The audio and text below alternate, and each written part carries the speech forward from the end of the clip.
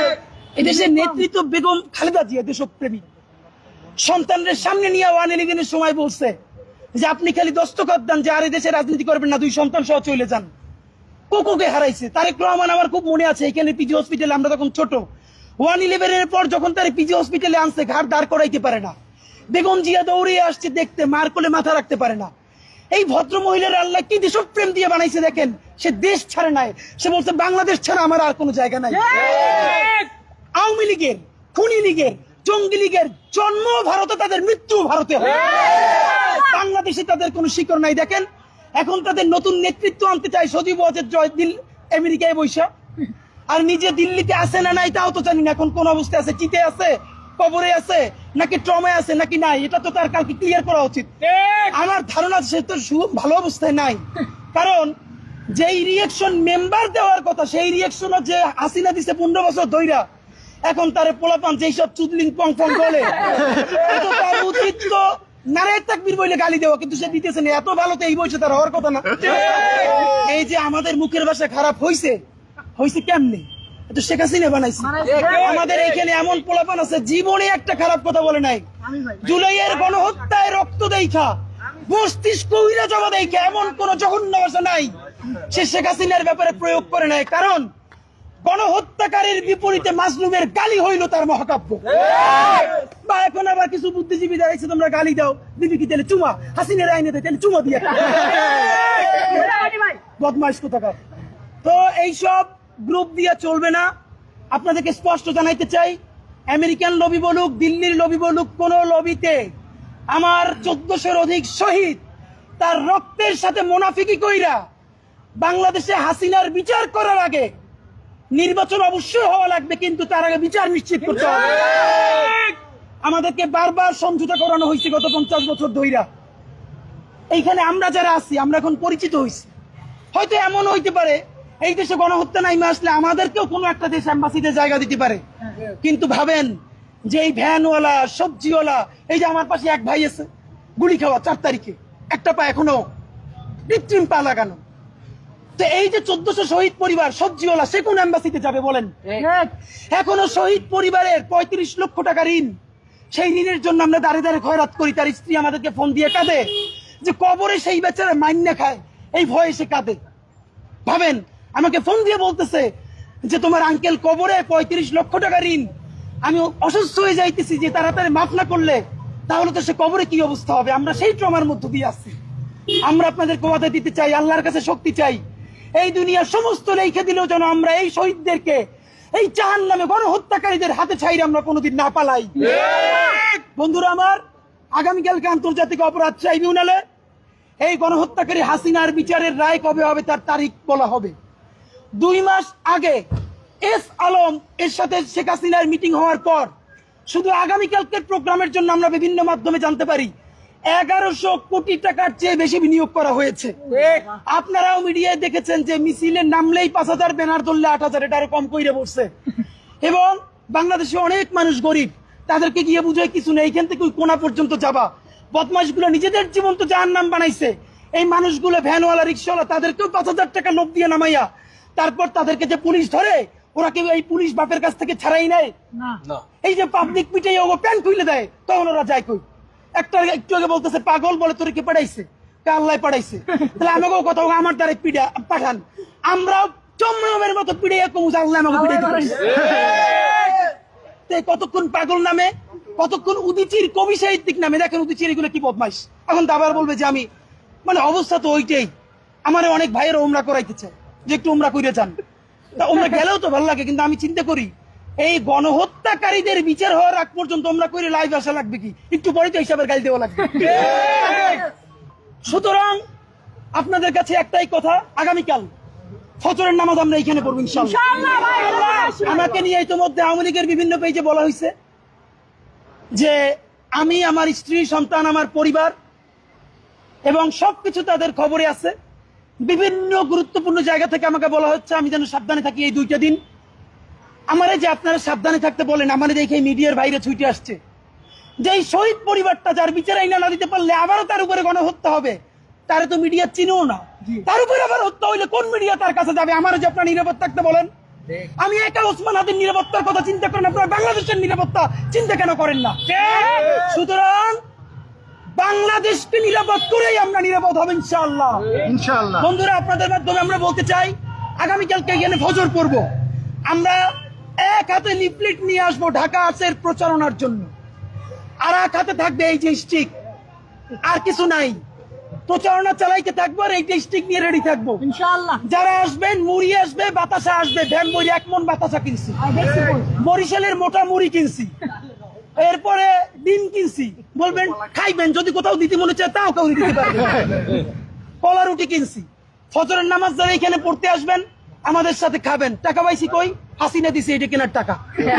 হাসিনা যদি না দেয় তাই দিল্লি এম্বাসি দিছে, কারণ দিল্লি এম্বাসি মনে করতেছে আওয়ামী লীগ দিয়ে এখানে আর হইতেছে না, সুতরাং তার বিরুদ্ধে দিল্লির এম্বাসিতেই ফান্ডিং করে প্রোগ্রাম করা দরকার।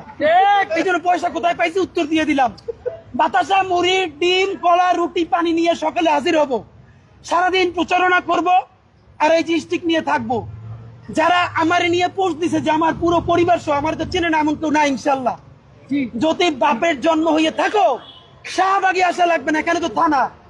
আমি কালকে ফজর থেকে আমরা পুরো সবাই এখানে আসি সন্ধ্যা পর্যন্ত, এবং বাংলা মোটরে আসি ফজর পর্যন্ত। তোমরা আমাদেরকে জানাও যে কোন জায়গায় তোমরা থাকবা। আওয়ামী লীগের যুগে সামনে পুলিশ, পিছনে পুলিশ, নিজেদের হাতে রিভলভার, এইটা নিয়ে মানুষের উপরে আক্রমণ করছো। আমরা ওয়াদা কইরে বলতেছি সামনে পুলিশও থাকবে না, পিছনে পুলিশও থাকবে না, আমাদের হাতে লাঠি ছাড়া কিছু নেই, মাথায় হেলমেট নাই। যদি বাপের জন্ম হয়ে থাকো বেটা বল, সেইখানে গিয়ে হাজির হবো। আর যদি সেইটা করতে না পারো তাহলে 5,000, 10,000 এসালমের 1100 কোটি টাকা দিয়া এই নিরীহ মানুষগুলো যে আওয়ামী লীগ গুলো এখন কোনো মতে চিপায় চাপায় বাইচা জীবন কাটাইতেছে, ওদেরকেও মিথ্যা হোক দেখাই জীবনটা জাহান্নাম করে দিস না। আর ভাই আওয়ামী লীগ কেমন, মানে এটা গালি না দেখ কেমন সমর্থক দেখেন। এই কয়েক মাস আগে দেখলাম ফেসবুকে পোস্ট দেখছে এক গ্রামে যে ইউনূস সরকার পলাইছে, ওমার সাথে সাথে মিছিল নিয়ে বাড়াইছে, এবার তো পোলাপান এলাকায় ধরে সাইজ করছে। তা আওয়ামী লীগ তো আসলে আমরা বলি এটা তো একটা ধর্ম, এটা আর কিছু না। ধর্মের প্রতি মানুষের যেরকম অনেকের অন্ধবিশ্বাস থাকে, এইটা এইরকম। সুতরাং আমরা প্রত্যাশা করি সেই অন্ধবিশ্বাস নিয়ে কালকে তারা শাহবাগে আসবে, অথবা আন্তর্জাতিক অপরাধ ট্রাইব্যুনালের সামনে যাবে, অথবা বলবে যে আমরা কালকে আওয়ামী লীগের অফিসের সামনে আসি। সাইদি সাহেবের বিরুদ্ধে রায় হওয়ার পর এই যে তার কিছু সব মানুষ ভালোবাসে, তারা আওয়ামী লীগের এত গণহত্যার পরেও রাস্তায় নামছে না, পালাই যায় না। এত 2 দিনে 158 জন মানুষকে গুলি কইরা, পাখির মতো গুলি কইরা পাশে রাখা হয়েছে, তার তো রাজপথ ছাইড়ে যায় নাই। বেগম জিয়া থেকে শুরু কইরা এখানে জুলাইতে যত গণহত্যা হয়েছে, মানুষ তো রাজপথ ছাইড়ে যায় নাই। একটা দলের নেতৃত্ব মুক্তিযুদ্ধ হয়েছে, আপনি ভাবেন 50 বছরের ইতিহাস মানুষকে কোথায় নিয়ে যায়। যে এই দলটার নেতৃত্বে মুক্তিযুদ্ধ হয়েছে, সে আজকে কারওয়ান বাজারে বসে বলে জয়, যাত্রাবাড়ি বলে গিয়ে বাংলা। সুতরাং আমরা বলতে চাই এইসব বাদ দিয়ে তওবা করেন, আদালতের কাছে নিজেকে সোপর্দ করেন, বিচার মাইনা নেন।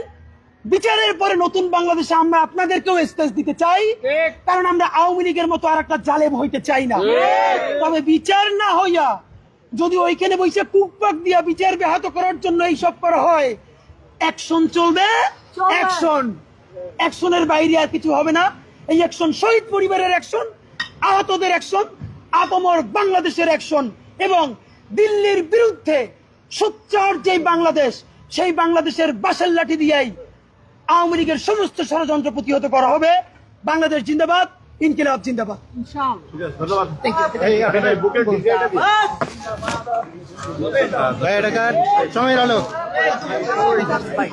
দর্শক, চেষ্টা করছিলাম আপনাদেরকে একটু দেখানোর জন্য, যুক্ত করছিলাম এই মুহূর্তে, কিন্তু আমরা দেখেছি ঢাকা বিশ্ববিদ্যালয় এলাকাতে শরীফুল হাদি তিনি কিন্তু লাঠি হাতে একটি বিক্ষোভ মিছিল করেছেন। আওয়ামী লীগের যেই আজকে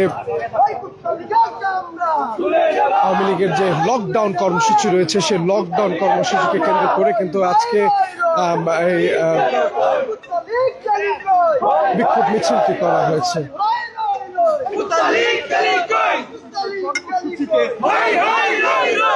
দেখানোর চেষ্টা করছিলাম এই মুহূর্তে শরীফুল হাদি তিনি কিন্তু লাঠি নিয়ে এবং নেতাকর্মীদের নিয়ে কিন্তু তিনি এই মুহূর্তে ঢাকা বিশ্ববিদ্যালয়ের বিভিন্ন এলাকা কিন্তু তিনি প্রদক্ষিণ করছেন এবং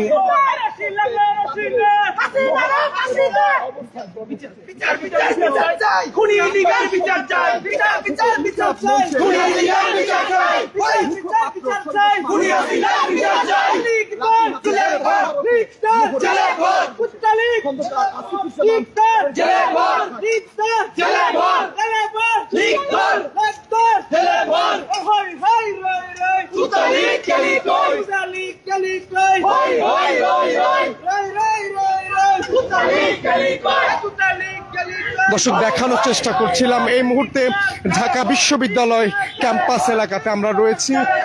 শরীফুল ইসলাম হাদী তিনি কিন্তু রয়েছেন এই মুহূর্তে, তার যে নেতাকর্মীরা রয়েছেন তাদেরকে নিয়ে কিন্তু তিনি এই মুহূর্তে একটি বিক্ষোভ মিছিল করছেন। একটু দেখানোর চেষ্টা করছিলাম এই মুহূর্তে আপনারা দেখতে পাচ্ছেন শরীফুল হাদী উনি কিন্তু এই মুহূর্তে বিক্ষোভ মিছিলটি করছেন।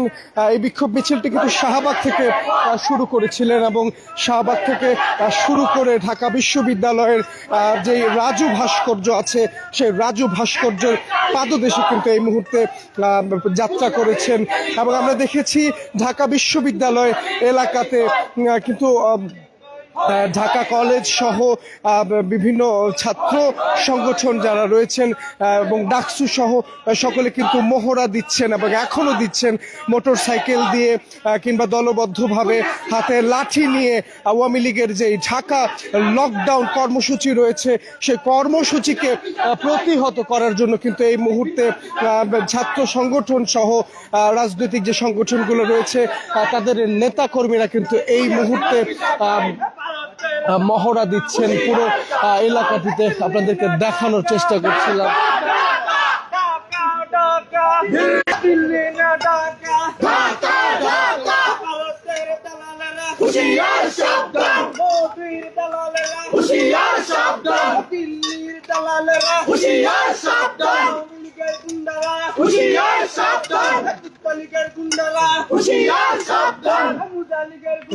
চেষ্টা করছিলাম আপনাদেরকে এই মুহূর্তে ঢাকা বিশ্ববিদ্যালয় থেকে সরাসরি যুক্ত করতে।